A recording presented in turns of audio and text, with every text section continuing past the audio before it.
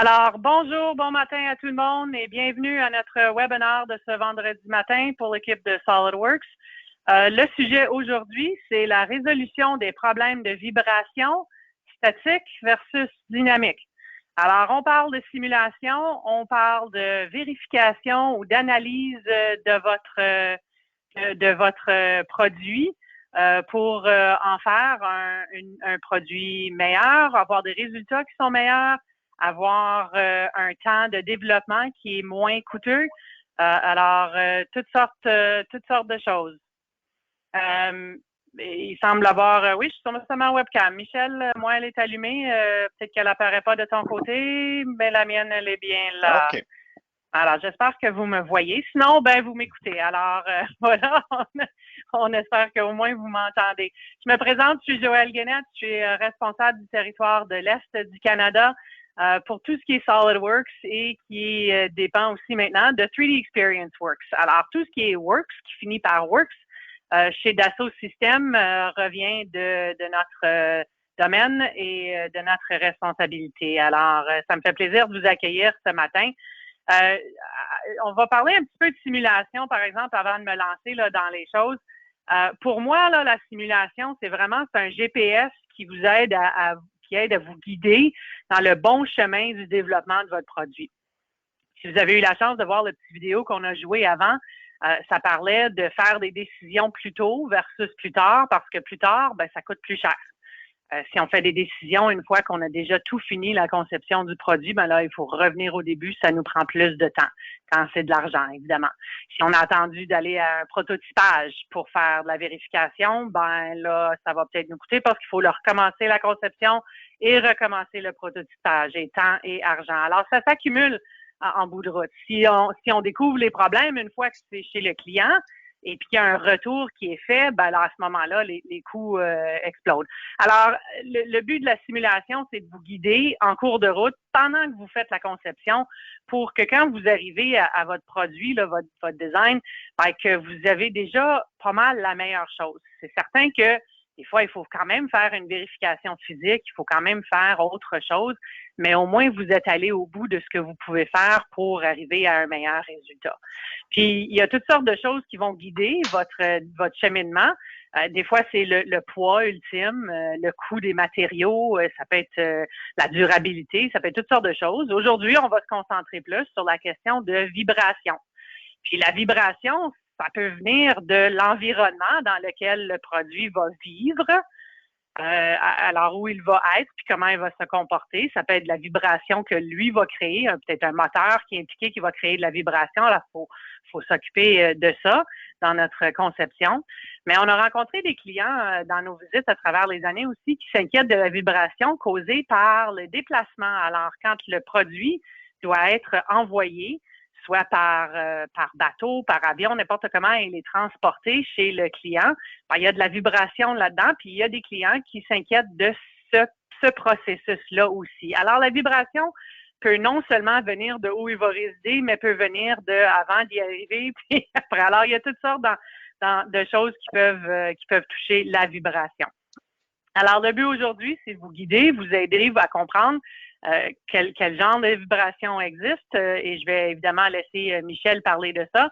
Mais la simulation en bout de route, c'est là pour vous aider à sauver du temps, comme j'ai déjà mentionné, à vous assurer de la qualité de votre produit, puis vous aider à innover en cours de route pour être compétitif sur le marché. Alors, si c'est votre première fois à utiliser l'interface de GoToWebinar, on va en faire un petit survol rapide. Vous avez un panneau à votre droite qui ressemble à celui qui est sur l'écran en ce moment. La flèche orange vous permet de le fermer à n'importe quel moment pour pouvoir visionner l'écran en taille complète de votre écran. Vous pouvez faire la partie audio soit par ordinateur, qui est probablement ce qui est sélectionné par défaut. Si pour une raison ou une autre, c'est pas idéal, vous pouvez toujours changer à téléphone. Puis quand vous allez le sélectionner, ça va vous donner dans le panneau là, toute l'information pour accéder à l'appel là, par téléphone. Alors, vous pouvez changer à n'importe quel moment. Vous avez des documents qui sont là pour vous télécharger à n'importe quel moment pendant le webinaire. Alors aujourd'hui, il y en a 4 différents qui donnent sur la vibration et sur la simulation en général. Alors, vous pouvez y aller les prendre n'importe quand avant la fin de l'appel. Puis la section qui est pour nous de plus important, c'est la section des questions du chat. Alors, si vous avez des questions en cours de route, n'hésitez pas à les écrire quand ça vous vient à la tête. Puis si on les a couverts plus tard, ben, c'est pas grave, on va juste revoir. Et si Michel a le temps, à la fin, on va revoir les questions. Si jamais il n'y avait pas le temps, inquiétez-vous pas, on sait qui a écrit la question et on peut toujours revenir parler avec vous hors d'onde du webinaire. Alors, c'est pas un problème. Alors, voilà, vous savez comment vous servir de l'interface. J'ai déjà fait mon introduction sur la simulation, ce que pour moi, ça représente. Évidemment, vous êtes là aujourd'hui parce que vous voulez en savoir plus sur la vibration et j'ai avec moi Michel Cloutier pour faire ça. Michel qui change de titre régulièrement chez Dassault Systèmes. Alors, consultant, en fait, c'est Dassault qui décide de changer mon titre, mais la job reste pas mal tout dans la même. Ça reste pas mal pareil, exactement. Tu es là pour aviser et donner des suggestions de comment améliorer les processus chez nos clients. Évidemment, en utilisant des outils, que ce soit les nôtres ou d'autres, on fait toutes sortes de choses avec nos clients. Aujourd'hui, ça va être la simulation et la vibration. Alors, Michel, je te laisse la parole, puis je reviens à la fin pour fermer le webinaire. À tantôt. Parfait. Merci, Joël. Bon matin. Bienvenue à tous et toutes. Aujourd'hui, Joël l'a mentionné, on va parler de vibration. On va faire un petit peu de théorie. J'adore pas vraiment la théorie, mais je pense que je veux essayer de montrer aux gens parce qu'il y a différents types d'analyse. Quand on parle de vibration, on va surtout ici parler de dynamique. Il y a différents types d'analyse de vibration. Puis je veux observer un petit peu de la théorie, les bases, pour montrer, pour expliquer quel type s'applique à quoi. On va regarder quelques exemples. Un exemple que si vous étiez avec nous la semaine passée, vous avez vu quand on a fait des simulations de charge de vent appliquées sur un panneau puis étudier le stress. On va utiliser le même panneau, mais cette fois-ci pour de la vibration. Puis j'ai aussi d'autres petits exemples. Je vais parler aussi de petits trucs rapides. Si vous voulez vous lancer dans l'analyse dynamique, ça peut être intéressant. Parler d'exemples aussi des applications. Où est-ce qu'on pourrait appliquer ces différents outils-là? Dans quel domaine, dans quel type d'équipement, machinerie, etc., etc. Et puis ensuite de ça, si vous avez des questions, je vais essayer d'y répondre au mieux de mes connaissances. Et sinon, je vais appeler un expert et vous aider dans ce cheminement-là. Bon, commençons par les bases. Quand on parle d'analyse par élément fini dans le sens très large, il y a de la statique et de la dynamique. Nous, on va surtout parler de dynamique. Maintenant, c'est quoi la différence entre statique et dynamique? Quand on parle de fréquence naturelle, surtout. Les fréquences naturelles, premièrement, c'est quoi? Vibration et résonance, ça vous dit peut-être quelque chose. Je vais faire jouer quelques petits clips là, que j'ai dans mon slide ici. Vous voyez le musicien qui joue l'instrument de musique. Les cordes, on va le voir, ici on va le voir assez bien. En fait, quand on joue, quand on regarde une caméra à haute vitesse, puis on regarde les cordes, on voit les cordes vibrer. Les cordes entrent en résonance et c'est ce qui crée la musique, c'est ce qui crée le son. La vibration est la corde qui rentre en résonance. Maintenant, dans 99% des cas, on veut éviter les vibrations. Souvent, on ne peut pas éviter les vibrations, mais on veut éviter la résonance parce que ça peut causer des bris. Dans le cas d'un instrument de musique, on veut avoir de la résonance. C'est ça qui crée le son qu'on entend. Mais quand on parle de mécanique, en règle générale, on veut éviter ça. Pourquoi on veut éviter ça? Je vais faire jouer juste la petite animation qui est en haut ici. On a un boîtier, puis on voit que le boîtier, soumis à une certaine vibration, va se mettre à résonner, donc il va vibrer. Bon, on peut s'imaginer que si c'est un boîtier mécanique, où est-ce qu'à l'intérieur, j'ai des roulements, par exemple, j'ai des engrenages, j'ai un arbre de transmission, ça semble être un boîtier un gearbox. Donc, si j'ai de la vibration, mon côté mécanique me dit que si j'en ai trop de vibrations, ça va rapidement causer des problèmes parce que l'arbre va devenir désaligné avec les roulements, etc. pendant qu'il va se mettre à vibrer et s'il rentre en résonance, il va se mettre à vibrer de façon hors de contrôle, entre guillemets. Je vais montrer, quand je dis hors de contrôle, je vais vous montrer un autre exemple où est-ce qu'on voit un hélicoptère, où est-ce que on va faire tourner les rotors de l'hélicoptère à une vitesse qui, normalement, l'hélicoptère quitterait le sol puis s'envolerait. Mais ici, on a attaché l'hélicoptère au sol justement pour induire la résonance. Puis juste pour vous montrer à quel point ça peut être catastrophique. Normalement, on ne se rendrait pas là parce qu'à cette vitesse-là, l'hélicoptère serait en vol. Il ne serait pas attaché au sol, mais du fait qu'il est attaché au sol, tout l'hélicoptère tombe en résonance, puis on voit le résultat assez catastrophique de qu'est-ce qui va se passer. L'hélicoptère va complètement tomber en pièces, en miettes. Maintenant, donc c'est important, la vibration, dans plusieurs cas, on ne peut pas éviter que notre modèle, nos équipements vont vibrer. Ce qu'on veut éviter, c'est qu'ils tombent en résonance. Et s'ils le tombent, ça va être quoi les implications de ça? Donc, c'est un peu ça qu'on veut regarder. On va regarder un autre exemple de vibration et de résonance. C'est une vidéo que vous pouvez trouver sur YouTube. Je pourrais vous envoyer le lien. Où est-ce qu'on a 3 modèles qui sont à toute fin pratique pareils, sauf pour la longueur. Donc, la forme, elle est un petit peu différente. Les charges sur les 3 modèles est la même. Qu'est-ce qu'on fait? C'est qu'on met les 3 modèles sur une table vibrante. Puis là, on voit que la table vibre de façon lente. Donc, les fréquences le taux de fréquence est espacé. Et puis, plus qu'on va aller dans le temps, la vidéo dure quelques minutes, je ne le ferai pas tout jouer, mais je vais le fast-forwarder. Plus qu'on va dans le temps, plus que les fréquences augmentent. Puis là, vous allez remarquer qu'à basse fréquence, c'est le modèle le plus long qui est à droite complètement, qui commence à entrer en vibration. Les autres sont plutôt assez rigides, assez fixes. Je vais comme je disais un petit peu tantôt, le fast-forwarder. On voit, on est encore dans les basses fréquences, puis c'est le modèle de droite qui vibre le plus. On est à 4 Hz, OK? 6 secondes dans le fond. Donc, on voit que le modèle à droite est en très haute vibration. Il est en résonance. Il vient de tomber en résonance dans cette fréquence-là. Maintenant, j'avance un petit peu le vidéo un petit peu plus loin. On va tomber autour d'environ 6 Hz, si je ne me trompe pas. Oups, pourquoi je l'ai arrêté? Voilà. On est rendu autour de 6 Hz, donc on a une fréquence plus élevée. Puis à cette fréquence-là, c'est le modèle du milieu qui tombe en résonance. Les deux autres sont à toute fin pratique stables. Et puis, vous allez probablement deviner si j'avance encore la vidéo un petit peu plus loin. À un moment donné, je vais tomber, ça va être le dernier modèle qui va tomber en résonance, à peu près ici, là, si je ne me trompe pas. Je ne sais pas exactement à quelle fréquence que c'est. Puis on voit que bon, la fréquence est encore plus élevée, puis là, c'est le petit modèle qui, lui, tombe en résonance. Donc, la résonance, c'est pas seulement un élément par rapport à la charge qui est appliquée sur le modèle. La forme du modèle a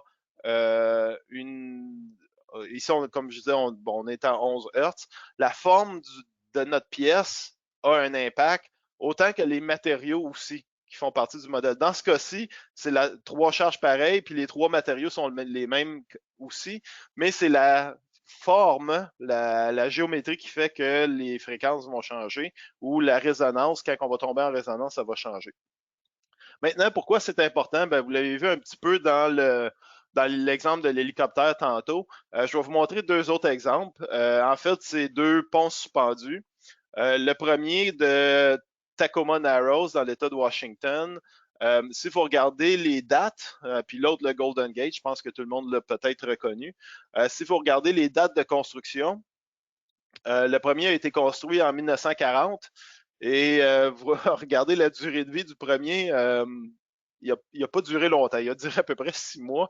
Le Golden Gate est en fait plus vieux, il est encore debout aujourd'hui. Pourquoi c'est arrivé? C'est que dans le cas du pont Tacoma Narrows, je vais faire jouer la vidéo, en cette journée de mois de novembre, il y avait un vent qui était constant, qui a induit de la résonance dans le pont.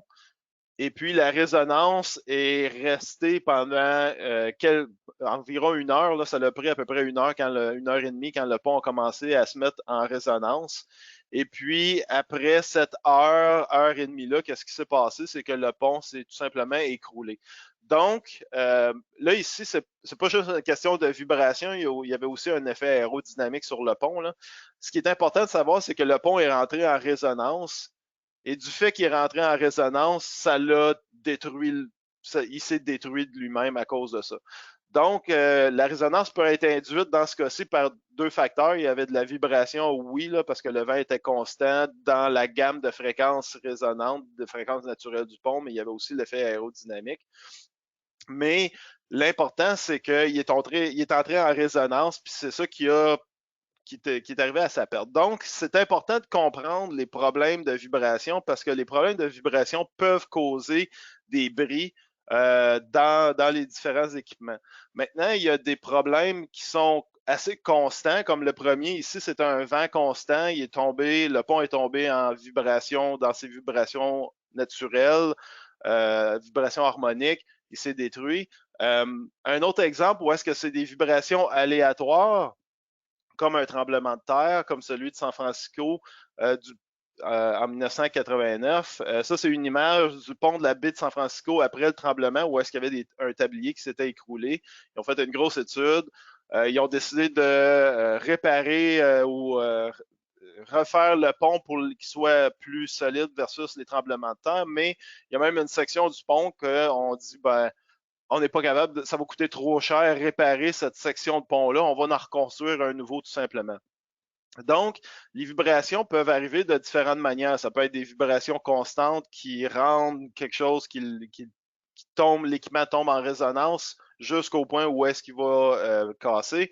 Ça peut être aussi des vibrations aléatoires comme un tremblement de terre qui peuvent causer des bris. Quand on va parler d'analyse aussi, on a parlé je vais revenir un petit peu sur la statique et la dynamique, mais on parle aussi d'analyse linéaire ici dans nos cas aujourd'hui. Quand on parle d'analyse statique, qu'est-ce qu'on veut dire par là? Imaginez, j'ai un ressort avec un poids.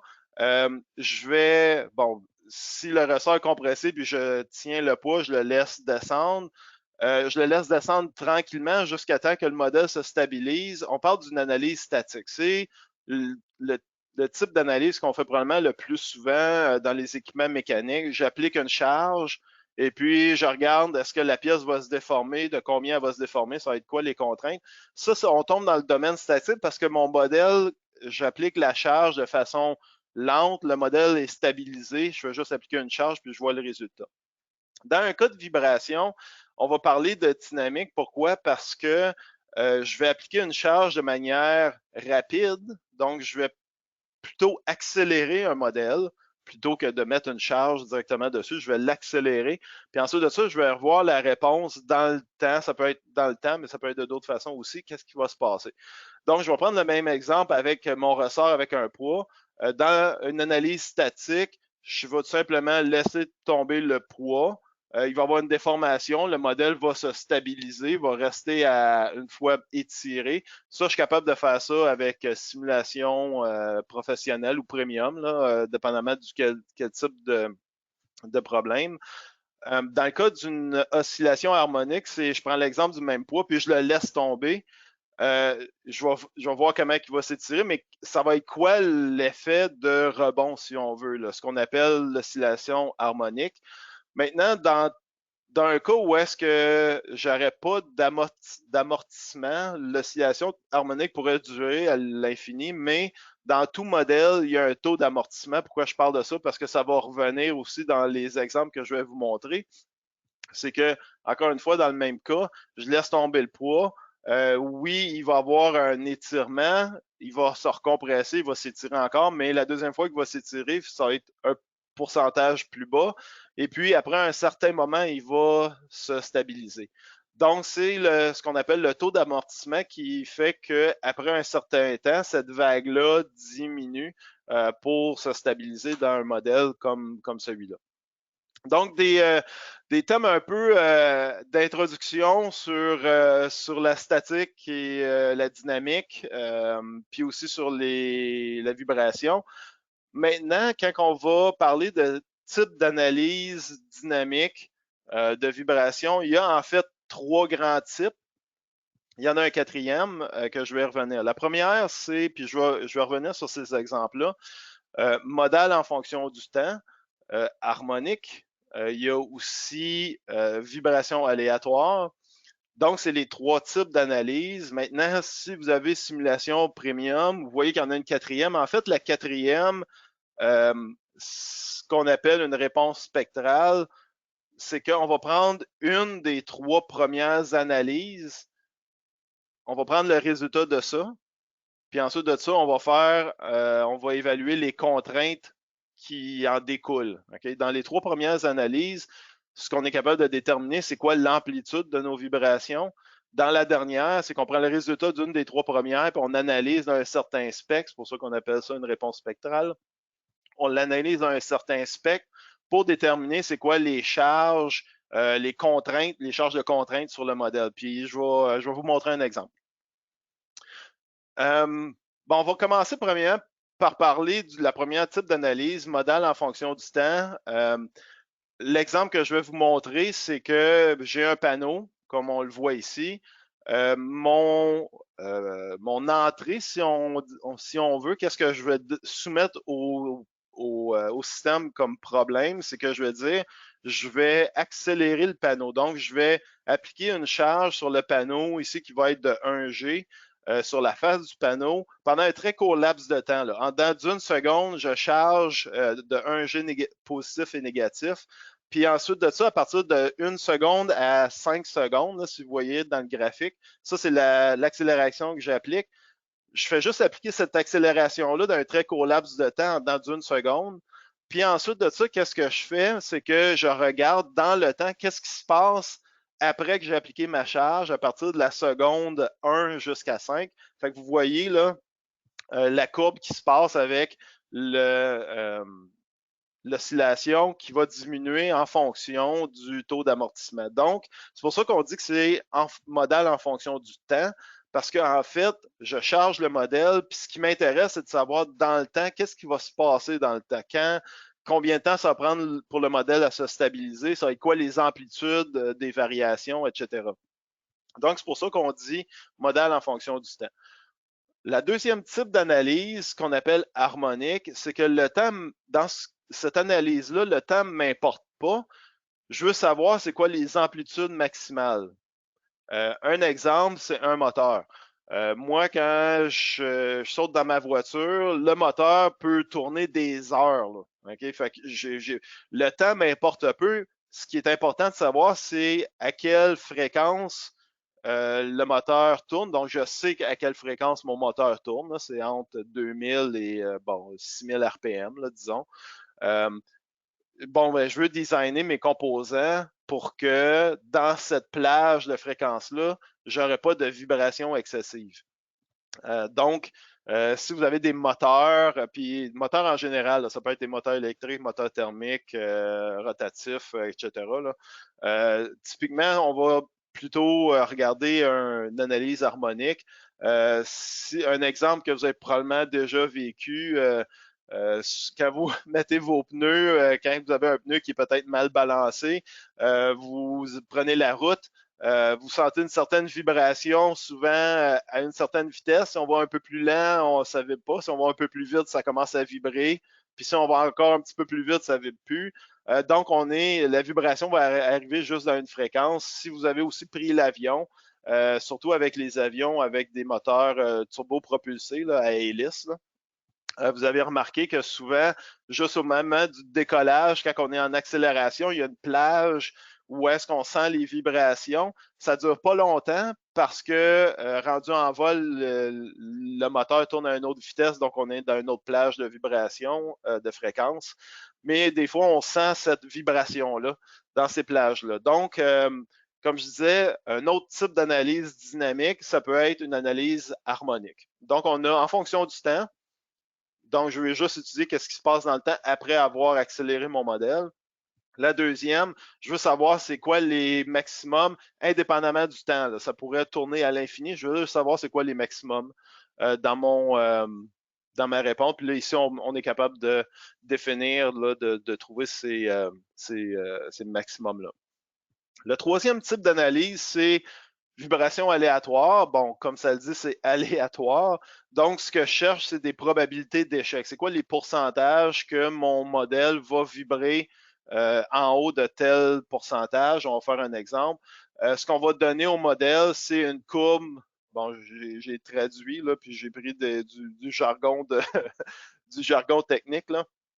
Un Power Spectral Density Curve. Donc, ça va être notre donnée d'entrée. C'est ce qu'on va donner au système. On va dire excite ou vibre, fait vibrer le système selon cette courbe-là. Et moi, à l'extérieur, après le résultat, j'ai des valeurs RMS, Root Mean Square. Donc, ce que ça me donne, c'est en fait un pourcentage.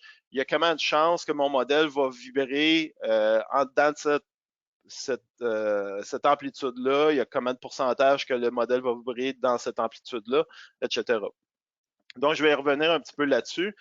Le quatrième, comme je disais tantôt, jusqu'à date, là, quand je parle d'analyse dynamique puis les vibrations, ce que je vais chercher comme résultat, c'est l'amplitude de mes vibrations. OK, oui, mon modèle va vibrer de combien? Ça va être quoi les amplitudes?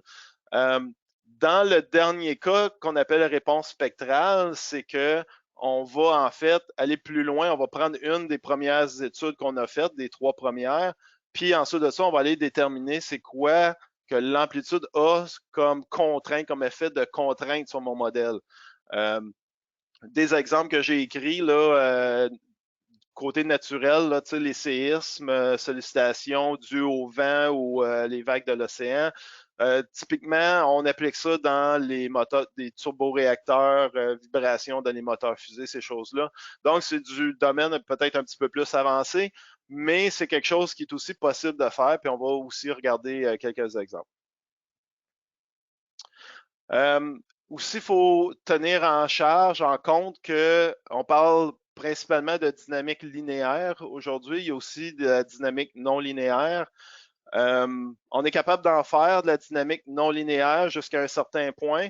Maintenant, la non-linéarité peut venir de plusieurs facteurs, le matériau, la géométrie, les contacts. L'exemple qu'on voit ici, en fait, ça, c'est de la statique non linéaire, c'est pas de la vibration. C'est juste, j'applique une charge, mais parce qu'il y a des grands déplacements, il y a des contacts qui se font. C'est une clip, là, si on veut, puis je vais déterminer la charge. Pour faire ça, ça me prendrait simulation premium. On est capable de le faire, mais ça, c'est de la statique. Quand on parle de dynamique non linéaire, on va tomber dans des cas, par exemple, comme des tests d'impact, des tests de chute. On est capable d'en faire jusqu'à un certain point. Je vais revenir aussi parce qu'on a d'autres outils dans la gamme Simulia qu'on est capable d'aller chercher avec des exemples. Je vais vous montrer des exemples assez impressionnants, vous allez voir, de qu'est-ce qu'on est capable de faire. Bon, beaucoup de théories. Je vous ai déjà parlé beaucoup des théories. Ce qui est important de savoir, c'est que dans les problèmes de vibration, il y a différents types d'analyses. C'est important aussi de bien déterminer comment que je vais appliquer puis comprendre qu'est-ce que j'applique à quoi puis qu'est-ce qui est important pour moi. Bon, vous l'avez vu un petit peu, c'est des charges, on a parlé des charges en fonction du temps, on a parlé des charges, pas des charges, mais des analyses harmoniques, de vibrations aléatoires, puis on va regarder des exemples ensemble dans la prochaine section.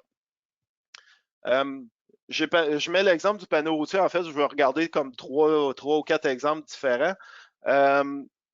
Comment on fait pour corroborer les tests physiques, les tests simulés dans l'outil? On va regarder un exemple intéressant. En fait, ici, je vais juste jouer la petite vidéo. Ça, c'est un test physique qui a été fait en laboratoire. C'était un test assez simple, c'est une plaque qui est fixée au centre.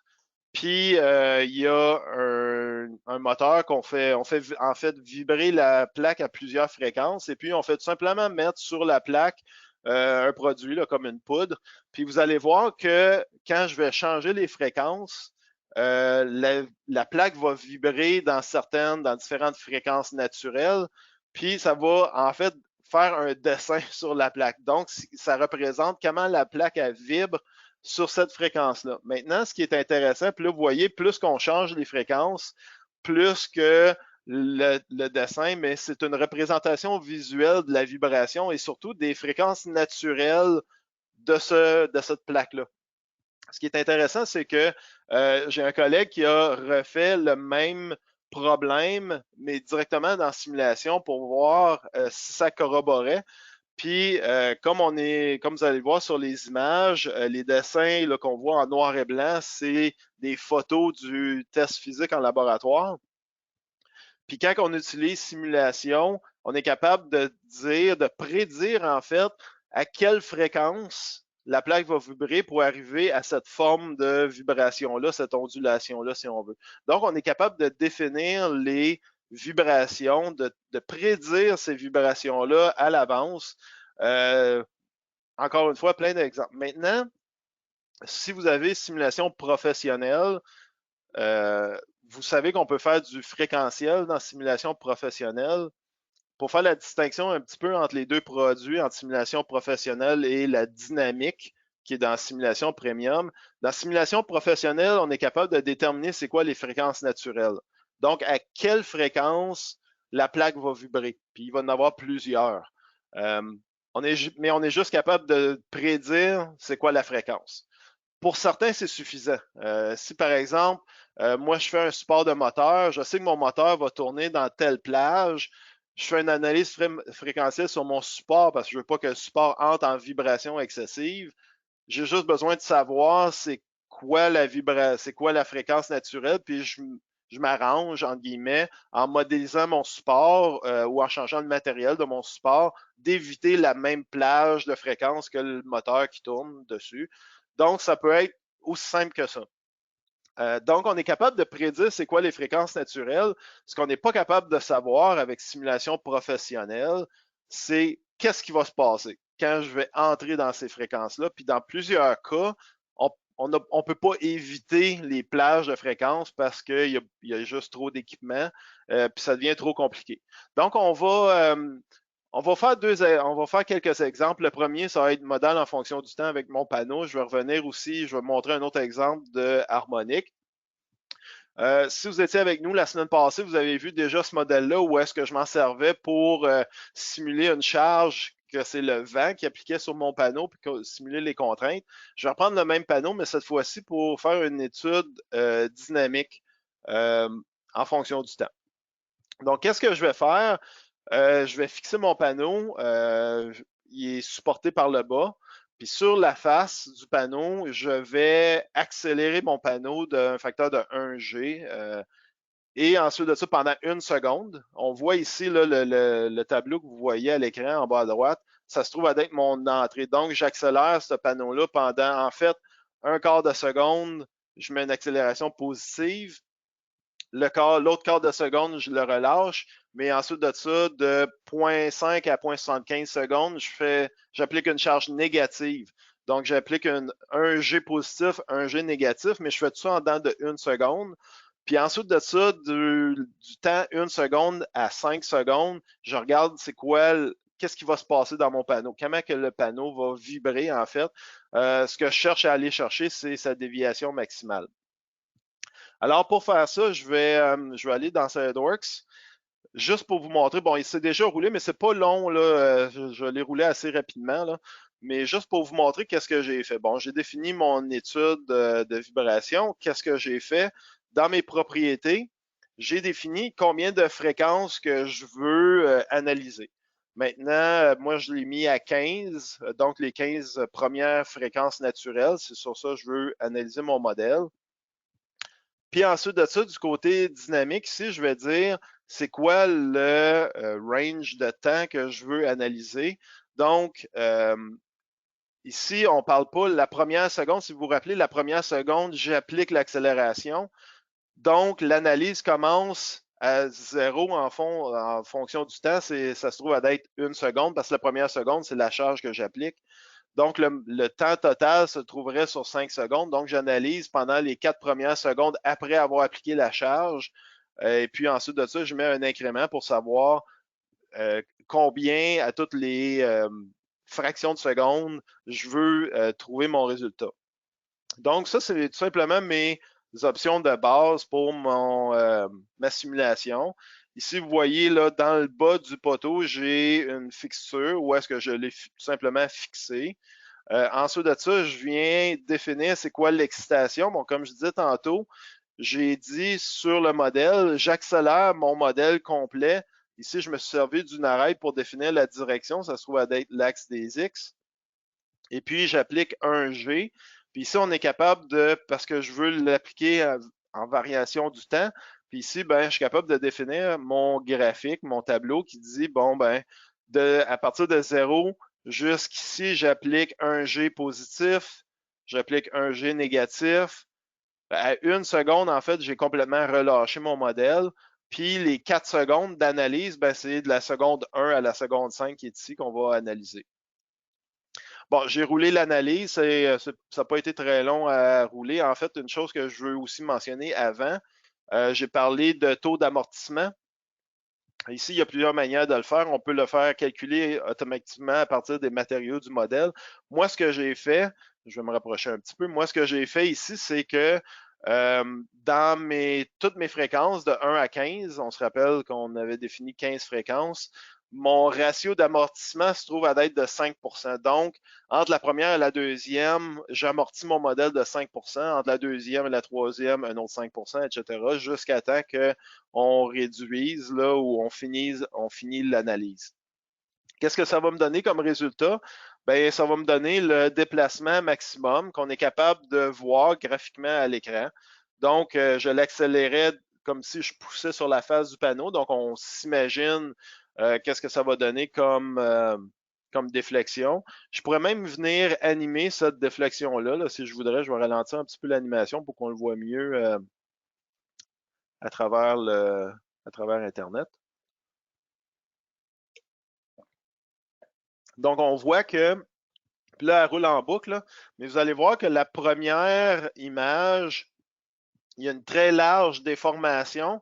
Puis ensuite de ça, comme on relâche le modèle, on voit que le modèle, avec le temps, se stabilise. Là. Donc, ça nous permet de venir définir, de comprendre un peu comment le modèle va se mettre à vibrer et nécessairement de savoir c'est quoi la réponse maximum. Donc, ici, à partir de 0, c'est le temps où est-ce que j'ai complètement relâché. On voit les amplitudes jusqu'à temps qu'ils s'estompent. Et puis, je pourrais venir ici, je vais afficher le déplacement.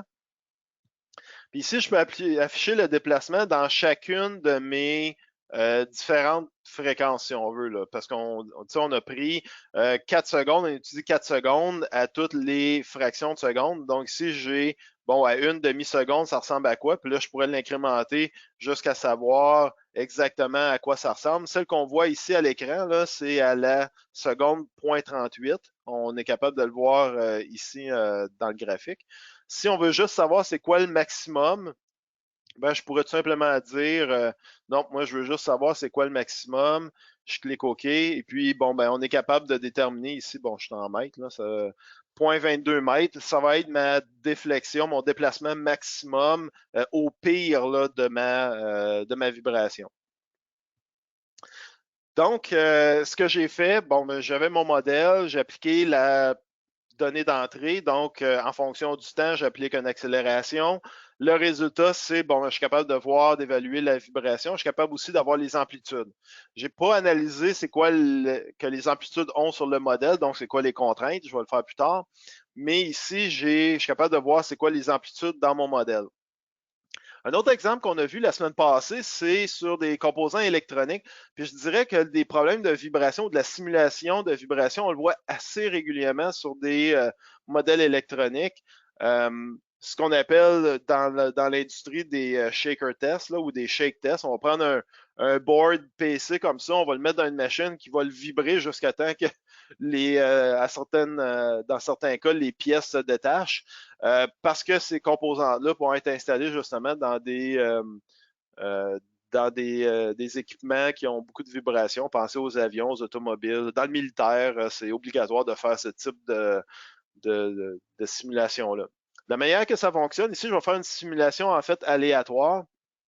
Je vais un petit peu comme tantôt, je vais définir c'est quoi le nombre de fréquences. C'est quoi dans le cas des fréquences aléatoires, les fréquences vont être dans quelle plage, donc une plage minimum, maximum. Ensuite de ça, je vais définir mon taux d'amortissement. Okay, ici, on l'a défini à 2%, 0,02. Puis ensuite de ça, je suis capable de dire, de savoir comment je vais accélérer ce modèle-là en fonction des fréquences. C'est quoi l'accélération de mon modèle selon la fréquence que j'évalue? L'accélération diminue quand les fréquences deviennent plus élevées normalement. Je veux juste montrer, avant d'aller là, je veux juste montrer le modèle qui est ici. Donc, une analyse un petit peu différente de l'autre. Ici, c'est une analyse, comme je disais tantôt, aléatoire. Juste pour faire un petit retour, dans mes propriétés, j'ai défini qu'il y avait 30 fréquences que je voulais analyser. Comme j'ai montré tantôt, c'est quoi les limites supérieures, inférieures de mon modèle. J'ai contraint le modèle, je l'ai tout simplement fixé là, par les points.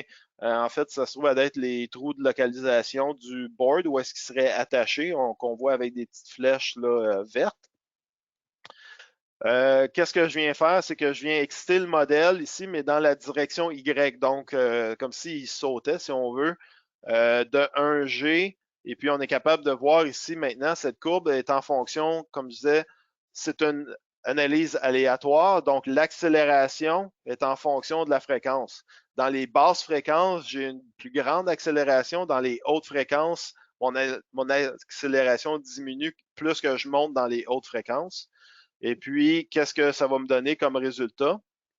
Ben là, ici, je suis capable de venir déterminer, par exemple, le déplacement. Donc, ici, je suis capable de voir comment mon board, en guillemets, là, excusez l'anglicisme, mais mon panneau de contrôle là, ou mon équipement ici va se mettre à amplifier. Donc, ça va être quoi le déplacement? Ici, on est à 0,02 mètres, donc 2 mm. Donc, on est capable de voir c'est quoi l'amplitude de cette vibration aléatoire-là sur ce modèle-là. Maintenant, comme c'est une vibration aléatoire, mes résultats, c'est des pourcentages. On l'a vu tantôt, là, on disait 2 mm qu'on va retrouver. Donc, ce que ça veut dire, ces résultats-là, ça va être défini en fonction du graphique qui est ici. C'est que, bon, j'ai défini que mon maximum était de 2 mm, mais c'est une probabilité. Ce que ça veut dire, c'est que le 2,4 mm, c'est que j'ai 68% des chances que mon modèle ne sera pas excédent à 2,4 mm. Et puis, plus que j'augmente ce facteur-là. Donc, si je passe de 2,4 à 4,8, j'ai 95% des chances que le modèle n'ira pas plus que 4,8 et j'ai 99% ou presque 100% des chances que le modèle, que l'amplitude ne sera pas excédant à 7,2 mm. Donc, ce qu'on voit ici quand on fait ça, c'est que vu que c'est une analyse aléatoire, les résultats, c'est une courbe de distribution avec un pourcentage de probabilité. Hein. Donc, on est capable de voir, bon, selon la courbe, là, la majorité les vibrations vont se produire dans la plage qui est ici au centre, qui est une courbe de distribution là, des probabilités. Donc, ça, c'est pour la vibration aléatoire. Bon, qu'est-ce qu'on a vu là-dedans? On a vu quelques exemples. Bon, la préparation, c'est quand même assez facile aussi là, de préparer le modèle pour le soumettre. Faut savoir nécessairement c'est quoi nos données d'entrée. Puis on a les outils aussi pour analyser, pour savoir c'est quoi les amplitudes. Et puis trouver vraiment là, les résultats qu'on cherche à avoir. Maintenant, quelques trucs. Que je veux mentionner. Si vous vous rappelez, quand j'ai fait les deux types d'analyse, j'ai défini au départ combien de modes que je voulais calculer. Si vous vous rappelez, dans le premier, j'en ai calculé 15. J'avais défini dans mes propriétés d'analyse que je voulais en calculer 15. La charge que j'avais appliquée, c'était 1G dans la direction X. Maintenant, la question, c'est Comment je fais pour déterminer que 15, c'est correct? J'analyse-tu assez? Est-ce que j'analyse pas assez?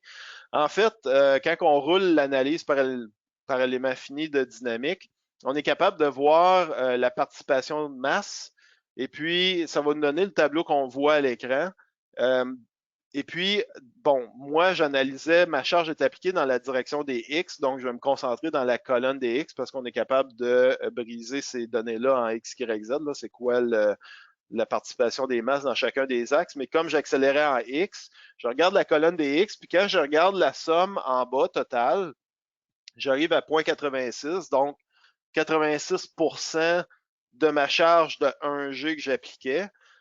Ce qu'on veut avoir pour déterminer, savoir qu'on a utilisé le bon nombre de fréquences, c'est qu'on veut que cette somme-là soit entre 80 et 90% de ma charge totale du départ. Si on est en bas de 80%, donc si la somme aurait été de 0,7, 0,75, ça voudrait dire que j'analyse pas assez de modes pour avoir un bon échantillon puis avoir un résultat qui est fiable. En bas de 80, on n'a pas justement assez étudié de modes. Puis on va plutôt se tenir autour du 90. Ça donne pas grand-chose d'essayer d'avoir plus que 90 parce que c'est le temps requis est pas donne pas assez de précision dans les résultats. Donc, ça, c'est une bonne manière de valider que à la base, on étudie notre vibration selon on a le bon nombre de modes ou on a appliqué le bon nombre de modes à étudier, à simuler. Encore une fois, on essaie de se tenir plus proche du 90, mais entre 80 et 90, on a une bonne plage. On peut dire qu'on a des résultats qui vont être assez bons. Aussi, dans le cas des résultats, il faut comprendre que quand on fait une analyse, j'analyse les résultats pour plusieurs modes, pour plusieurs fréquences. Les résultats les grosseurs des fichiers de résultats peuvent devenir assez gros. Ce qu'on va vouloir faire, par exemple, pour limiter ça, c'est qu'on peut choisir les étapes de la solution et sauvegarder les résultats juste pour cette étape-là. Aussi, ce qu'on peut faire à l'avance, c'est qu'on va assigner sur le modèle un capteur, un sensor, là, comme on appelle en anglais. Puis on va dire, bon, ben, je veux que tu me mesures les données de ce capteur-là au lieu de mesurer des données pour tout le modèle. Donc, ça va aider justement à garder la grosseur des fichiers sous contrôle pour pas que ça devienne complètement disproportionné. Donc, la précision de nos résultats va varier en fonction du nombre de modes calculés. Je vous ai donné le truc, hein, on reste entre 80 et 80% de notre charge totale. Puis contrôler les résultats, faites attention à ça quand vous allez commencer à en faire. Vous allez peut-être avoir des résultats, là, les fichiers de résultats peuvent devenir très gros, donc il faut faire attention à ça. Quelques exemples que je veux utiliser pour terminer. On a parlé un petit peu de vibration aléatoire. Un exemple ici, là, une structure où que je vais tout simplement soumettre à une vibration aléatoire, puis ensuite de ça, je vais aller chercher les contraintes dans mon modèle. Les chocs aussi. Encore une fois, ben, il y a beaucoup moins d'avions dans le ciel présentement, là, mais c'est une application typique où est-ce que je veux regarder c'est quoi les charges, comme le train d'atterrissage d'un avion, c'est un très bon exemple, où est-ce que quand l'avion touche au sol, il y a des charges qui sont transmises, c'est quoi les effets de ça, pas juste dans le train d'atterrissage, mais dans la structure environnante aussi. Là. Ça peut être des exemples intéressants à simuler, assez courants d'ailleurs. On a parlé d'électronique tantôt. Je trouve ça plate. Joël, elle a volé mon punch. Je voulais parler justement du transport d'équipement. On ne s'était pas parlé, moi puis Joël, puis là, quand elle l'a dit, j'ai dit comment ça, elle a vu mes slides pour moi. Mais comme par exemple, un ordinateur comme ça, comme une tour, dans sa vie utile, l'ordinateur ne sera probablement pas soumis à des chocs. Un ordinateur ou une tour comme ça, on installe ça à terre sur le plancher, puis ça reste là des années. Mais comme Joël l'a mentionné, qu'est-ce qui se passe dans le transport? Donc, on est peut-être intéressé de savoir c'est quoi les effets des vibrations ou des chocs parce que je veux m'assurer qu'il va arriver quand je vais l'envoyer, qu'il va arriver et qui va être correct en arrivant. Donc, ça peut être une application, c'est une application assez courante. Dans l'automobile, il y a des moteurs, il y a des suspensions, c'est tous des équipements qui travaillent en vibration de manière constante.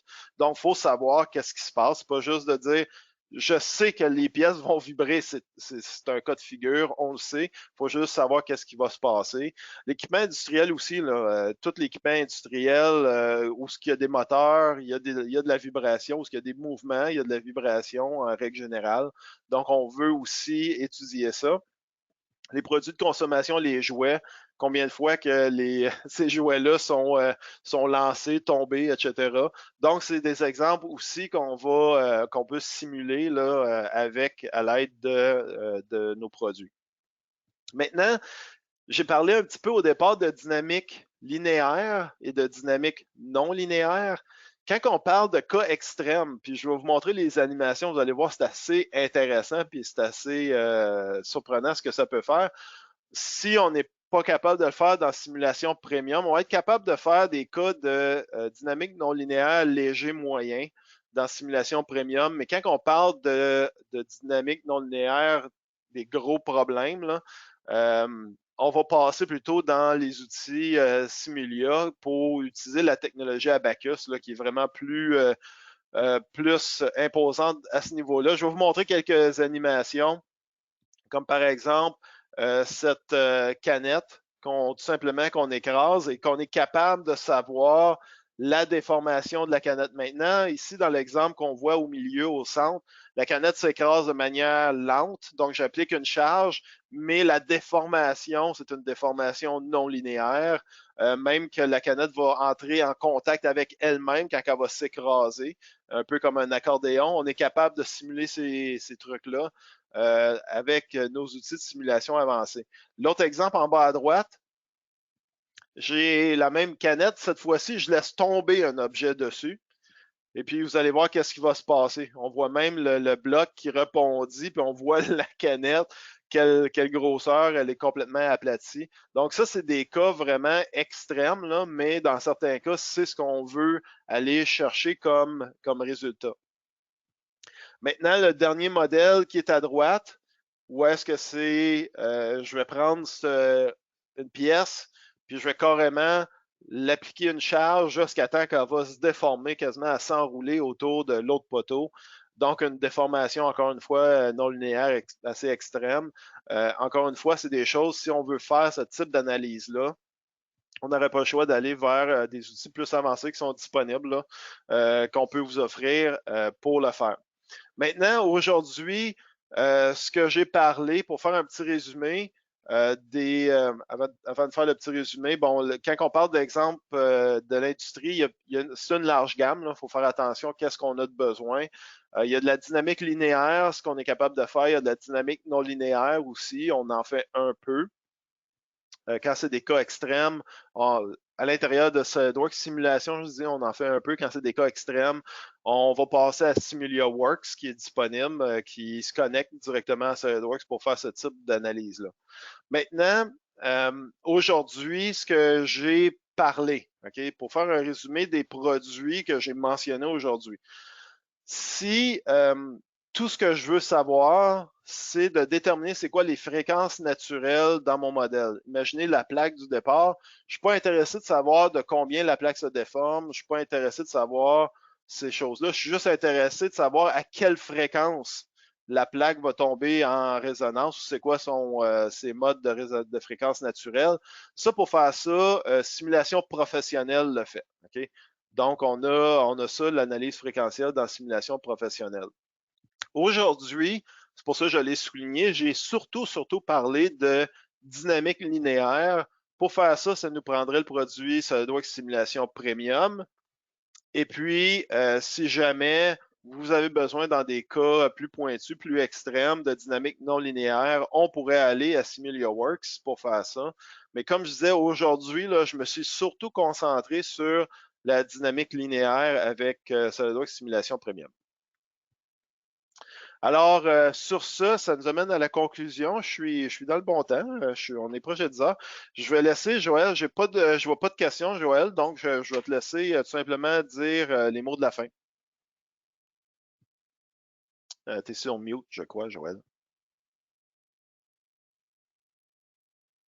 T'es-tu sur mute?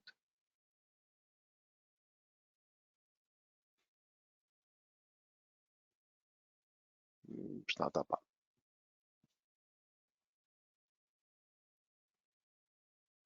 Et Oui, voilà. c'est beau. Ah, on a trouvé. Bon, je suis obligée de me reconnecter. Ça m'a donné un nouveau pin. Je ne sais pas certaine quoi faire avec.